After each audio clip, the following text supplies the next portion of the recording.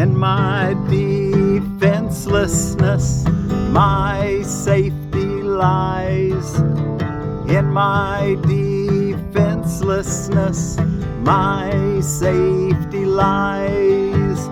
In my defenselessness, my safety lies.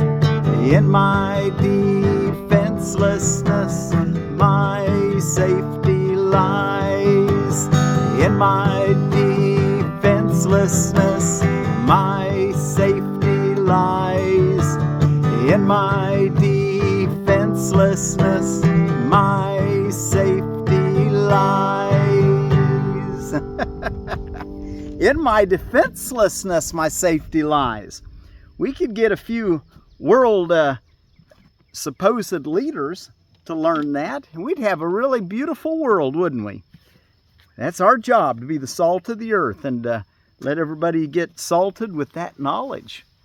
In my defenselessness, my safety lies. Defenselessness is strength. It testifies to recognition of the Christ in you. Be still a moment, and in silence think how holy is your purpose, how secure you rest, untouchable within its light. Okay, well, let's take a look at our lesson. It's a little longer reading today, so I won't say much, but let's read through it. In my defenselessness, my safety lies. But oh, the power of this lesson, attend it well. You who feel threatened by this changing world, its twists of fortune and its bitter jests, its brief relationships and all the gifts, in quotes, it merely lends to take away again, attend this lesson well. The world provides no safety. It is rooted in attack, and all its, in quotes, gifts are seeming safety, are illusory deceptions. And all its gifts of seeming safety are illusory deceptions. It attacks and then attacks again. No peace of mind is possible where danger threatens thus. The world gives rise but to defensiveness, for threat brings anger. Anger makes attack seem reasonable, honestly provoked, and righteous in the name of self-defense. Yet is defensiveness a double threat, for it attests to weakness and sets up a system of defense that cannot work. Now are the weak still further undermined, for there is treachery without and still a greater treachery within. The mind is now confused and knows not where to turn to find escape from its imaginings. It is as if a circle held it fast wherein another circle bound it, and another one in that, until escape no longer can be hoped for nor obtained. Attack, defense, defense, attack becomes the circles of the hours, and the days that bind the mind in heavy bands of steel with iron overlaid, returning but to start again. There seems to be no break nor ending in the ever-tightening grip of the imprisonment upon the mind. Defenses are the costliest of all the prices which the ego would exact. In them lies madness in a form so grim that hope of sanity seems to be an idle dream beyond the possible. The sense of threat the world encourages is so much deeper and so far beyond the frenzy and intensity of which you can conceive that you have no idea of all the devastation it has wrought. You are its slave. You know not what to do in fear of it. You do not understand how much you have been made to sacrifice who feel its iron grip upon your heart. You do not realize what you have done to sabotage the holy peace of God by your defensiveness. For you behold the Son of God as but a victim to attack by fantasies, by dreams, and by illusions he has made, yet helpless in their presence, needful only of defense by still more fantasies and dreams, by which illusions of his safety comfort him. Oh my! Defenselessness is strength. It testifies to recognition of the Christ in you. Perhaps you will recall the text maintains that choice is always made between Christ's strength and your own weakness seen apart from him.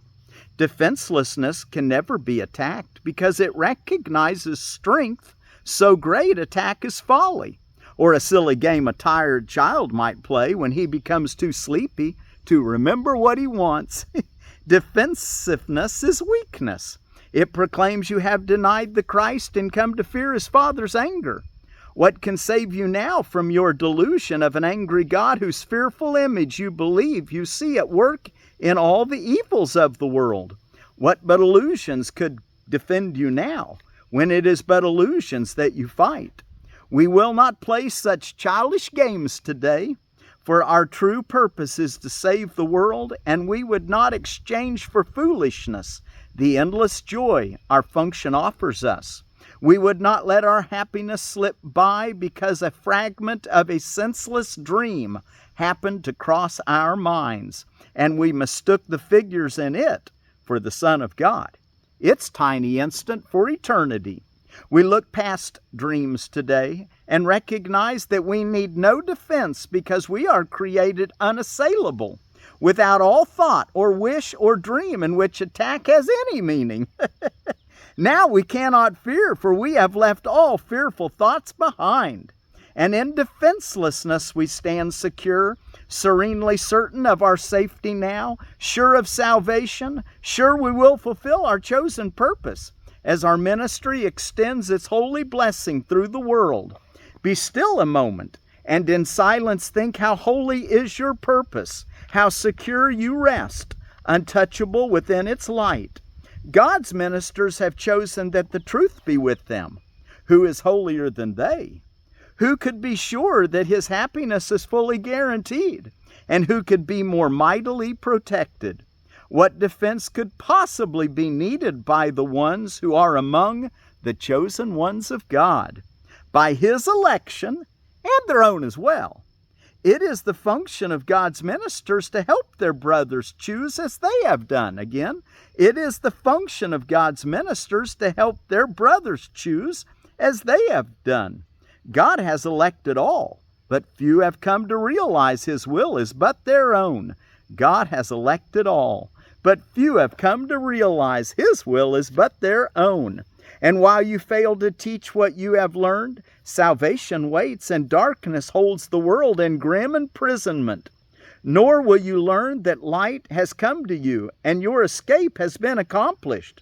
For you will not see the light until you offer it to all your brothers. You will not see the light until you offer it to all your brothers. As they take it from your hands, so will you recognize it as your own. Salvation can be thought of as a game that happy children play. It was designed by one who loves his children and who would replace their fearful toys with joyous games, which teach them that the game of fear is gone. His game instructs in happiness because there is no loser. His game instructs in happiness because there is no loser. Everyone who plays must win, and in his winning is the gain to everyone insured. The game of fear is gladly laid aside when children come to see the benefits salvation brings.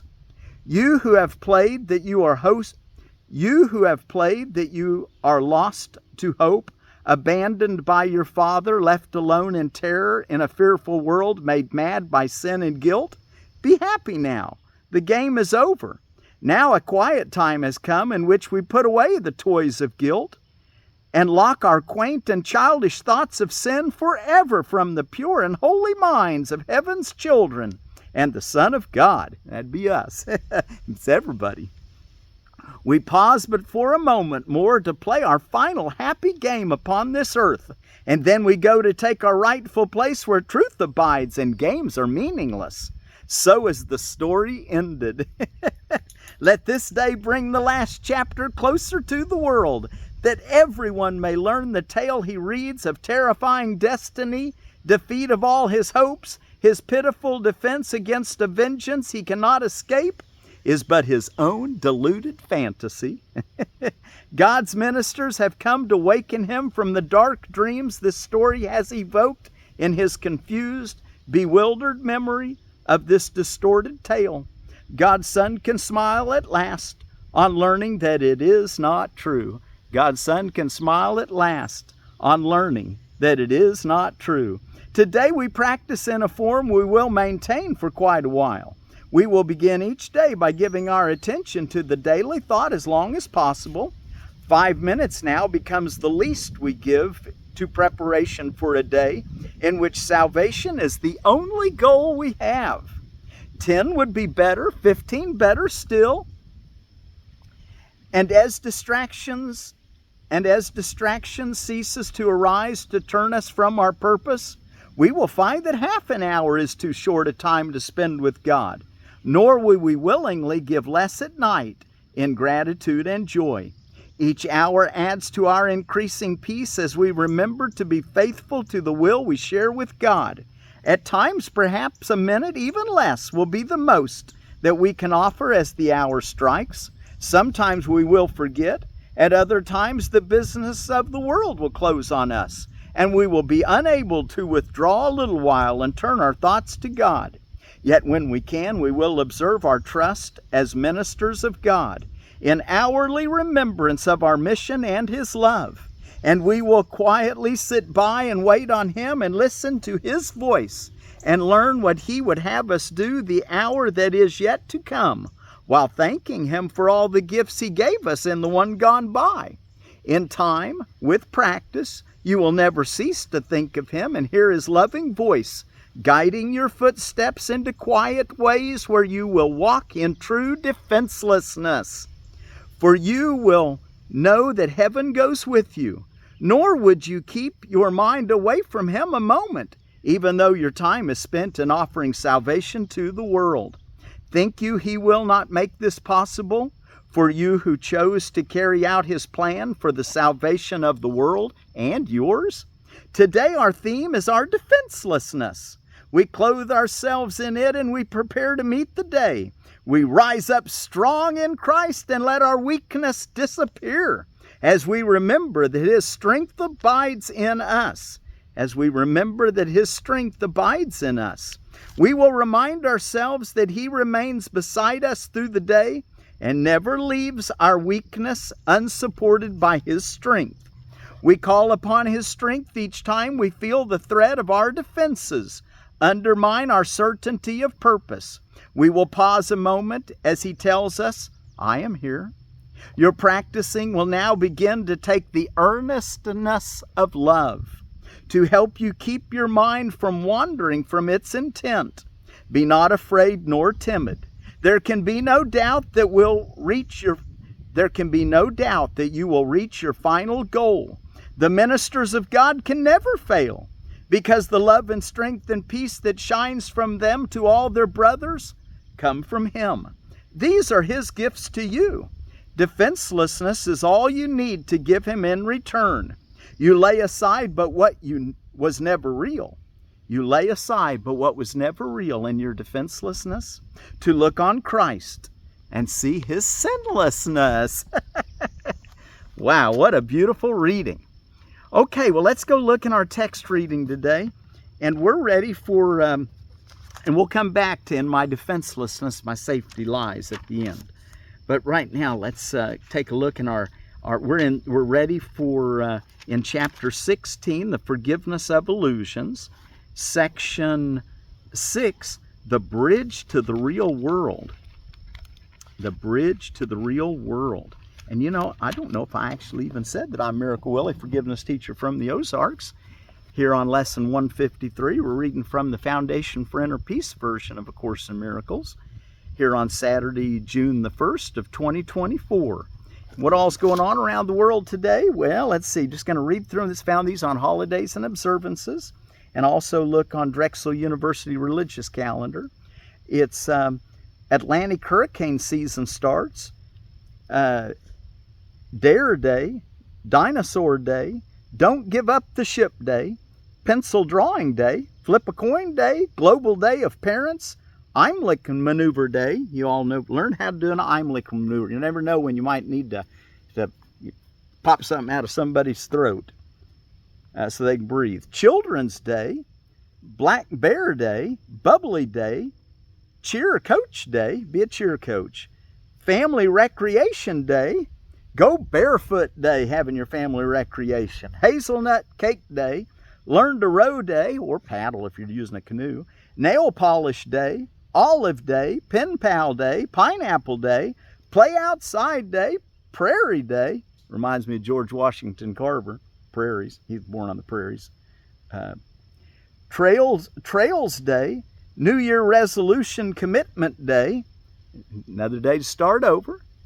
Oscar the Grouch day, say something nice day. Stand for Children day, Statehood day in Kentucky and Tennessee, the Wicked World of Croquet day, Turtle Races day, Wear a Dress day, and World Milk Day, and I say World Plant Milk Day as a vegan. Kristin Sweet Cherry out of Edible Landscaping, the Kristin Sweet Cherry. It's a Prunus avium. We've grown Kristin at the nursery for many years, and it is a favorite for many of us here. The dark fruit has a rich flavor and is one of the first dark sweet cherries to ripen.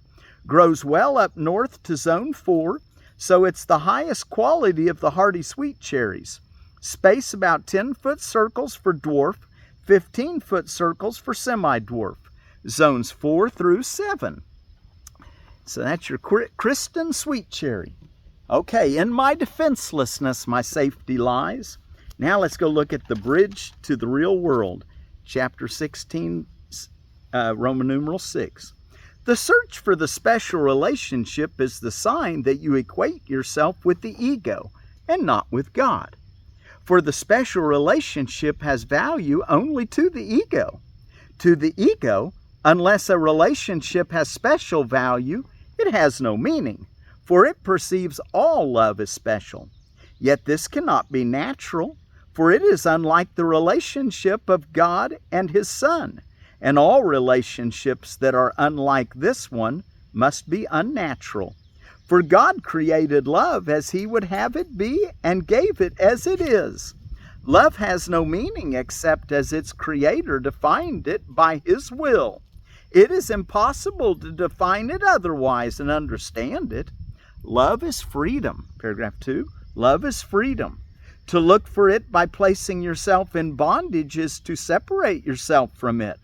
For the love of God no longer seek for union in separation, nor for freedom in bondage! Exclamation point. Let me read it again. I just love Jesus' humor. This is the closest I ever get.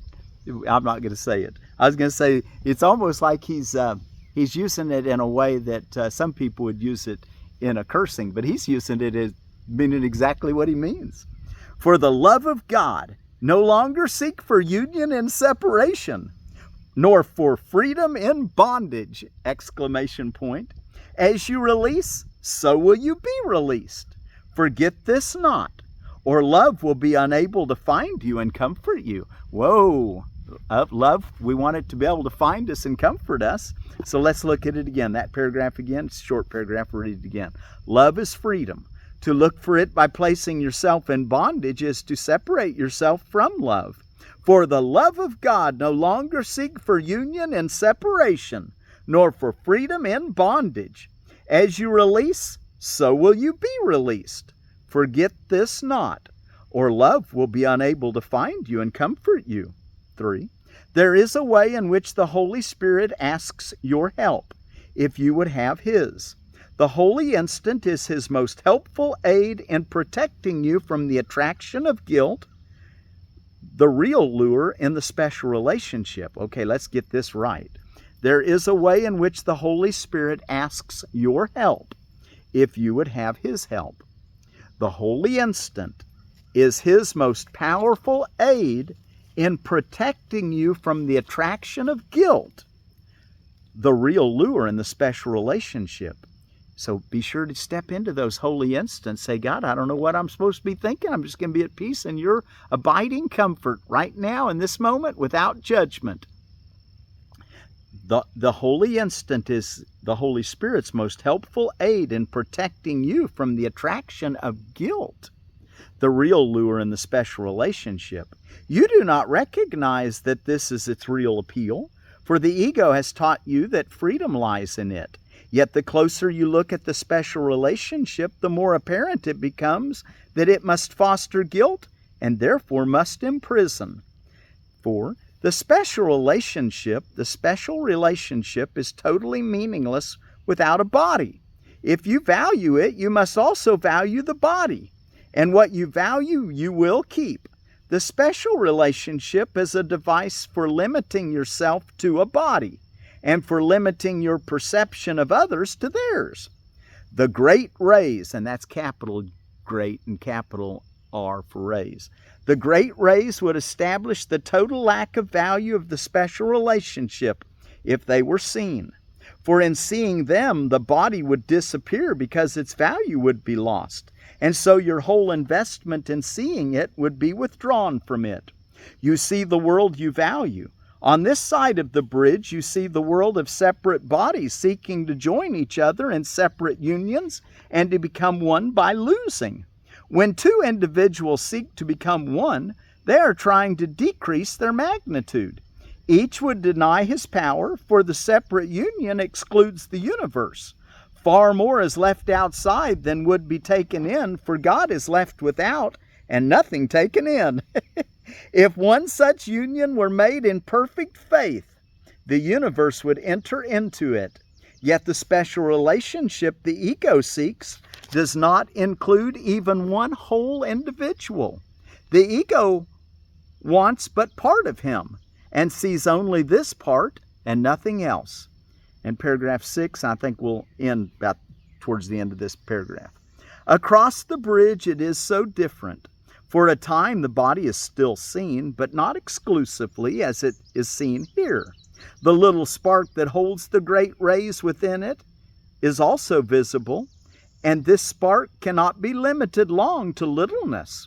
Once you have crossed the bridge, the value of the body is so diminished in your sight that you will see no need at all to magnify it, for you will realize that the only value the body has is to enable you to bring your brothers to the bridge with you and to be released together there. Wow, catch that again, that last sentence of the last that paragraph, the last sentence again on it says, for you will realize that the only value the body has is to enable you to bring your brothers to the bridge with you and to be released together. The bridge itself is nothing more than a transition in the perspective of reality. And maybe we'll stop right there. First sentence in paragraph 7. Okay, well, and do you know what to do, don't you? He says from now on we're going to take 5 minutes at least. And if you want to take more, 30 minutes, he says 10 would be better and 15 better still. And as distracting thoughts cease, we'll find that 30 minutes is too short a time to spend with God every morning and every evening. So let your heart tell you, have fun, be at peace. Find that holy instant. And then throughout the day, he says an hourly remembrance is what he wants us to do. Today, reminding ourselves, in my defenselessness, my safety lies. Be still a moment in silence. Think how holy is your purpose, how secure your rest, untouchable within its light. In my defenselessness, my safety lies. Defenselessness is strength. It testifies to recognition of the Christ in you. So when we are weak, then are we strong. And as Paul said that, he realized that when he was not trusting in his own reasoning and strength and his own diminished vulnerability, body identification, that he is eternally strong. So let's try to remember that. Okay, well, let's close with our song.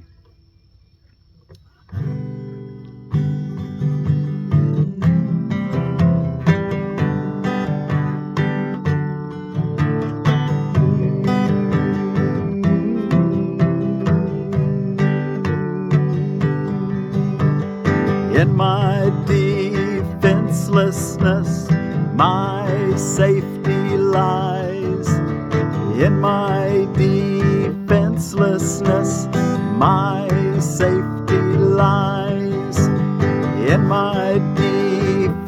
defenselessness, my safety lies. In my defenselessness, my safety lies. In my defenselessness, my safety lies. In my defenselessness, my safety lies. Defensiveness is strength, it testifies to recognition of the Christ in you. In my defenselessness, my safety lies. In my defenselessness, my safety lies. In my defenselessness, my safety lies. In my defenselessness, my safety lies. Be still a moment and in silence think how holy is your purpose, how secure your rest, untouchable within its light. Be still a moment and in silence think how holy is your purpose, how secure your rest, untouchable within its light. In my defenselessness, my safety lies. In my defenselessness, my safety lies. In my defenselessness, my safety lies. In my defenselessness, my safety lies. In my defenselessness, my safety lies. In my defenselessness, my safety lies.